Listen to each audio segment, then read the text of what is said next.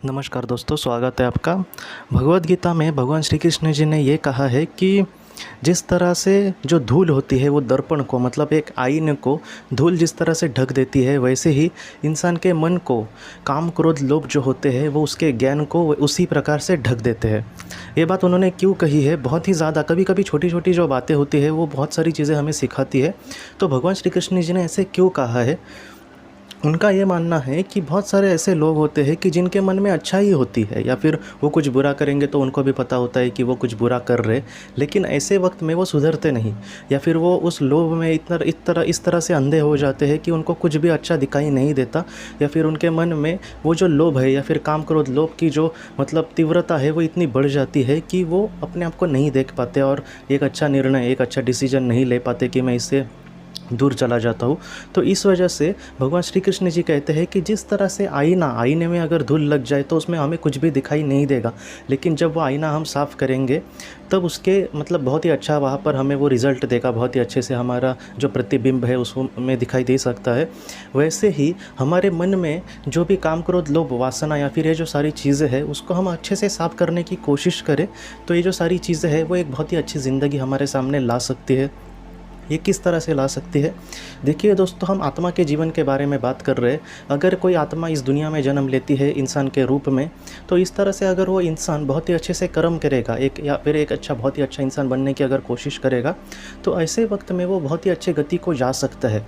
इस वजह से भगवान श्री कृष्ण जी ने कहा है कि वो उच्च गति को अगर प्राप्त होना चाहिए तो वो जो मैल है उसके मन में, बहुत बार हम कहते हैं ना कि हर एक इंसान अच्छा मतलब हर एक इंसान बुरा ही नहीं होता, उसमें भी बहुत सारी अच्छाई होती है। वैसे ही ये बात भी इतनी सच है कि कभी कभी बहुत सारे ऐसे लोग होते हैं कि दुनिया के लिए वो बहुत अच्छे होते हैं, लेकिन उनके भी मन में कहीं ना कहीं कुछ बुरी भावनाएं या फिर कुछ गलत चीज़ें होती है। मैं ऐसे भी लोगों को देखा हूँ कि बहुत सारे उनको ज्ञान है, बहुत सारे लोगों को वो मार्गदर्शन करते हैं, लेकिन कभी कभी अपने मतलब परिवार के लोग हैं उन पर वो गुस्सा निकालते हैं या फिर छोटी छोटी बातों का उनको गुस्सा आता है। ये भी एक प्रकार का मैल ही है। भगवान श्री कृष्ण जी हमेशा जितना हो सके भगवद गीता में उन्होंने ये कहा है कि जो अच्छा इंसान है वो अपने आप में बदलाव लाइए। इसलिए उन्होंने कहा है कि जो बुरे इंसान है वो बुरे ही राह पर जाएंगे, लेकिन वो जो दिल से अच्छे हैं या फिर जो एक अच्छा बहुत ही कर्म करना चाहते हैं, बस कुछ चीज़ों के वजह से वो जीवन का मोह रूपी दलदल, उसमें भी हमने उस पर बात की थी कि कुछ चीज़ें उस इंसान को इस तरह से प्रलोभित करती है या फिर कुछ इस तरह से चीज़ें होती है जो इस तरह से उसको खींचेंगी कि वो अपने आप को नहीं संभाल पाता। तो जो अच्छा इंसान है उसको अपने आप में दोस्तों बदलाव लाने की हमेशा कोशिश करनी होगी। उसके मन में जो भी अच्छाई है उसको ही प्रकट करने की कोशिश करनी होगी। काम क्रोध और लोभ ये जो सारी चीज़ें हैं दोस्तों, मैंने जितना अपने आप को देखा है, मेरे भी जीवन में ऐसे बहुत सारे पल आए। तो काम क्रोध लोभ ये जो है ना दोस्तों, अगर इसमें हम मतलब समझो गुलाम बन गए या फिर इसमें हम थोड़ा सा डीप में उसके चले गए, उसमें थोड़ा सा फंस गए, उसके बाद दोस्तों आएगा वो पश्चाताप ही आएगा। इस वजह से उसमें जाने से पहले ही अगर हम सोचें कि भाई मुझे पश्चाताप की परिस्थिति बाद में आने वाली है, उससे अच्छा है कि मैं इस पर मतलब इसमें नहीं अटकता, तो अच्छा है कि हम इससे थोड़ा सा दूर जाए। मैंने पहले भी कहा है कि बुरे रास्ते को छोड़ना, इससे अच्छा है कि बुरे रास्ते जब हमारे सामने हो तब हमें अच्छे रास्तों को खोजने की कोशिश करनी होगी।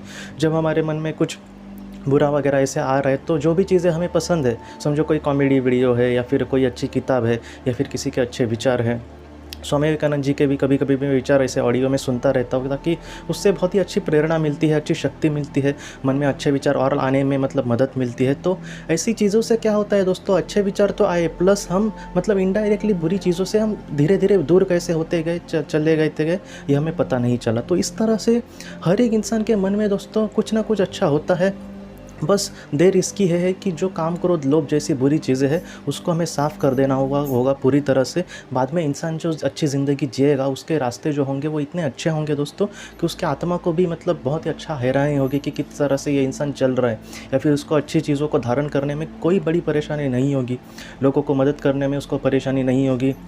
जो इंसान 10 बार लोगों पर गुस्सा करता था वो गुस्सा नहीं करेगा, वो दूसरे के मन के बारे में सोचेगा। इसलिए मैं हमेशा कहता हूँ दोस्तों कि ध्यान करने की कोशिश करनी होगी। कुछ लोग ऐसे भी हैं कि 2-3 सालों से 1-1 घंटे या फिर आधा घंटा ध्यान करते हैं, लेकिन उनका मन ज़रा भी नहीं बदलता। ये ऐसे क्यों होता है? उनके अंदर की कहीं ना कहीं आवाज़ कहती है कि तुम अच्छा बर्ताव करो, लेकिन ये लोग उसके लिए तैयार नहीं होते। ये इसलिए तैयार नहीं होती है क्योंकि उनके जो जन्म का जो स्वभाव होता है वो अपने आप को नहीं बदल सकते। लेकिन जितना हो सके दोस्तों, अगर मैं कुछ बुरा कर रहा हूँ, मेरे कुछ करने से अगर किसी को दुख हो रहा है, तो जितना हो सके हमें अपने आप में बदलाव लाने की कोशिश करनी होगी। क्यों? क्योंकि ये जो सारी चीज़ें हैं वो हमारे लिए बहुत ज़्यादा महत्वपूर्ण है, हमारे परिवार के लिए बहुत ज़्यादा महत्वपूर्ण है।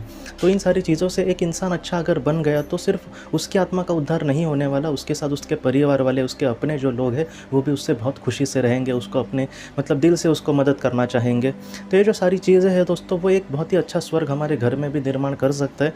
इसलिए अच्छा है कि हम जो भी हमारे मन में बुरी भावनाएं हैं या फिर बुरी जो चीज़ें हैं उससे हम जितना हो सके दूर रहे और एक अच्छी ज़िंदगी जीने का हमेशा प्रयास करें। दोस्तों, आज के इस भाग को लेकर अगर आपके कोई भी सवाल हो तो आप ज़रूर पूछें, जितना हो सके मैं उसका आपको जवाब देने की कोशिश करूँगा।